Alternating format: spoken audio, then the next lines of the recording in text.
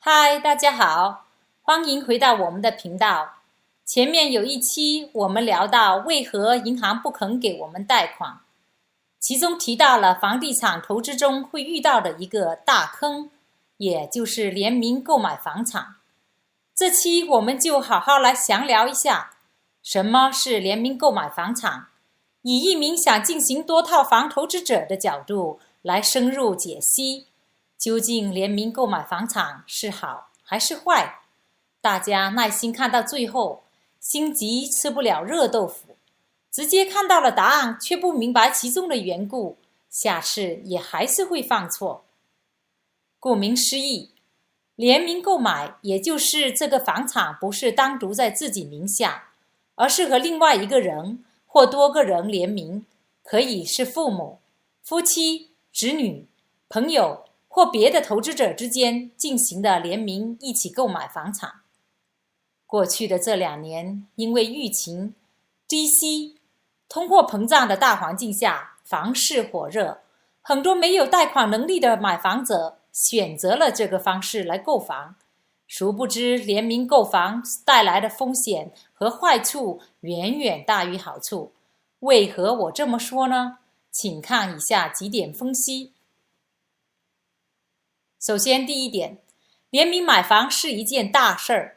不像请朋友出去喝杯咖啡，大家休闲聊天，喝完就拍拍屁股走人。这是一项大投资，非常的考验对方的人品、财商和共同解决问题的能力。一旦您没有找对人，会为以后的投资埋下痛苦的伏笔。比如，您心里可能认为联名的是自己最亲近的人，很好的朋友不会出事的，但是平时相处得很好，和一起进行一项大投资是完全不同的两回事儿。平时大家一起吃喝玩乐肯定没矛盾，但是一起做大决定，关乎自身利益的时候，就不是那么一回事儿了。比如各自分别负责什么，谁找租客，谁负责维修，谁管财务，收入怎么分配？面对这些非常现实的问题，就容易争吵。生活中经常听到一起做生意翻脸的事儿，并不少见。第二点，是否考虑到了不可控事件？是否计划好了退出机制？也许面对第一点提出的这些困难，很多小伙伴会说，那就制定详细的计划，分工明确，就不会发生矛盾了。但大家别忘了，生活不是一成不变的，计划没有变化快。生活中太多的突发事件了，比如您的合伙人病了、离婚了，经济状况发生大改变，即使他想继续履行你们之间的承诺，却也是有心无力呀。也就是说，之前所制定的一切都变成了空头承诺。还有就是，即使您已经详细计划好了将来的退出机制，比如约定好某年后才能卖出该房产，但是因为投资房产是一个长期持有的过程，这么长的时间，谁能保证一切如自己所料，顺顺利利的退出？给个最简单的例子，某年后，如果当时正逢房市低迷，您不想卖，您的合伙人却坚持退出，那您只能忍痛割肉，损失极大。这些完全与您最初的想法背道而驰，因为最初您为了顺利拿下房子，和别人联名，就是想挣钱，想享受多年后房子的增值，到最后却变成竹篮打水一场空，又费钱又费力，还不讨好。也许看到这里，还有很多人抱有幻想，说这些分析都是基于最差的情况，现实中还是有很多成功例子的。且慢，先听我讲完最后这一点，也就是最重要的一点，我们才下定论，究竟联名购买房产好与不好。这最后的一点，也就是银行对于联名购买房产的看法。别忘了，银行才是您投资路上最重要的金主和合伙人。只要他不认可，以后您投资就会变得非常的困难。很可惜，对于联名购买，银行是觉得弊大于利的。为什么我这么说？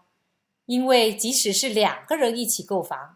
银行加在每个人身上的债务却还是100%的，而不是把债务50%加50%的平分。不但银行没有把债务均分，该房产带来的租金，银行还要按照投资人数平分。这里给大家举个例子，比如2个人联名购买的房产，贷款余额是50万，并不是因为2个人一起购买，他们的债务被均分成每人25万，而是每个人名下依然有50万的贷款。银行这么聪明的合伙人不会让自己担大风险的。在您联名购买房产的时候，银行就预估到也许其中一个合伙人会突发状况，为了降低他自己的风险，不管其中谁无法负担，另外一个合伙人也是要承担起100%的债务。同时，如果该房产的租金是2000，银行判断的每个人占的租金仅有1000每人，也就是说，您的债务他给您算100%，收入却只是算您50%。进行多套房投资的人都知道，银行在算您投资房债务的时候，是要拿租金去抵减您的贷款的。现在算您1半的租金，怎么抵减您100%的债务？也就是说，这个行为会断送您继续进行多套房投资的路。这个才是联名购房的致命伤。除非您只是想买1-2套房子就够了，但是要加快达到财富自由，就要学会运用资本和银行的杠杆。相信来到我们频道的小伙伴都不只是想买1-2套房，而是想买更多，以便更快积累财富。所以千万不要急于一时，断送了前面投资的道路。以后我们还会继续分享如何应用银行的各种工具，如何善用银行的杠杆，为自己的事业助力。看到这里的小伙伴们，千万别忘了订阅我们的频道和打开旁边小铃铛。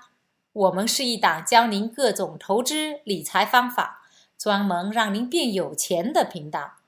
每周5都会更新实战干货，千万不要错过。当然，并不是说所有的联名购买都不是不好的，比如夫妻之间的联名，如果婚姻稳定，银行是非常鼓励夫妻一起投资，